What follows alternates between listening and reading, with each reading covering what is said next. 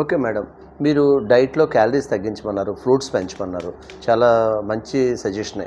కాకపోతే ఇప్పుడు ప్రెజెంట్ అవి ఎక్కువ కాలం నిల్వ ఉండడం కోసం ఫ్రూట్స్ మీద కావచ్చు, లేకపోతే వెజిటబుల్స్ కూడా ఈ స్ప్రేస్ అవి చేసేసి కెమికల్ యూజ్ చేస్తున్నారు వాటిని నిల్వ ఉండడం కోసం. మరి ఈ సందర్భంలో, ఈ పరిస్థితుల్లో ఏ విధంగా మనం వాటిని ఫ్రూట్స్ తీసుకోవచ్చు? ఏ ఫ్రూట్స్ మీరు సజెస్ట్ చేస్తారు? యాక్చువల్లీ చూడండి, ఇంత మాస్ ప్రొడక్షన్ అప్పుడు కెమికల్ యూసేజ్ తప్పదు. ఆర్గానిక్ ప్రొడక్షన్తోని మనం బిగ్ పాపులేషన్ ఫీడ్ చేయలేం. బట్ కెమికల్స్ వాళ్ళు పైన స్ప్రే చేస్తారు. మనం వాటికి మంచిగా క్లీన్ చేసుకోవాలి. అండ్ పీల్, మనకి ఇప్పుడు చూడండి ఆరెంజెస్ కానీ వాటర్ మెలన్ కానీ పైన పొట్టు తీసేస్తాం. బట్ యాపిల్స్ కానీ గ్రేప్స్ కానీ వీటన్నిటికీ యూజువలీ వినెగర్లో సోక్ చేయాలి.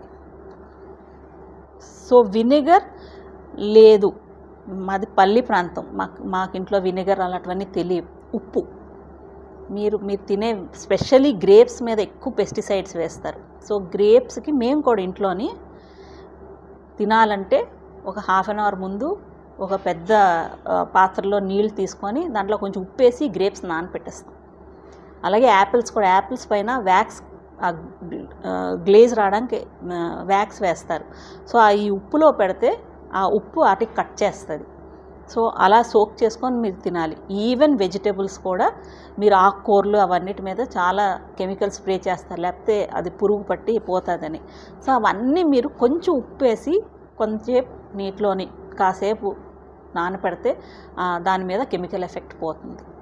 సో ఎలా టైంలో ఎలా దొరుకుతుందో అది తినాలి. మన గురించి స్పెషల్గా ఎవరు ఫుడ్ పండించరు. సో దానికి విరుగుడు ఏముంటుందో మనం తెలుసుకొని అది పాటిస్తే ఖచ్చితంగా. కానీ ఈ వెజిటేబుల్స్ ఫ్రూట్స్ దాని మీద ఎంత కెమికల్ వేసినా మనం తినే బేకరీ ఫుడ్స్లోని చాలా డేంజర్. ఆ ఫ్యాట్, లో గ్రేడ్ ఫ్యాట్ ఉంటుంది. అది మన డైరెక్ట్గా మన హార్ట్లో రక్తనాళీలు, బ్రెయిన్లో రక్తనాళీలు, కిడ్నీలో రక్తనాళీలు బ్లాక్ చేసేస్తాయి. సో ఎప్పటికైనా మన వెజిటేబుల్స్, ఫ్రూట్స్, మన గ్రెయిన్స్ అవే సేఫ్. ఈ అన్హెల్దీ ఫుడ్ ఎప్పుడు సేఫ్ కాదు.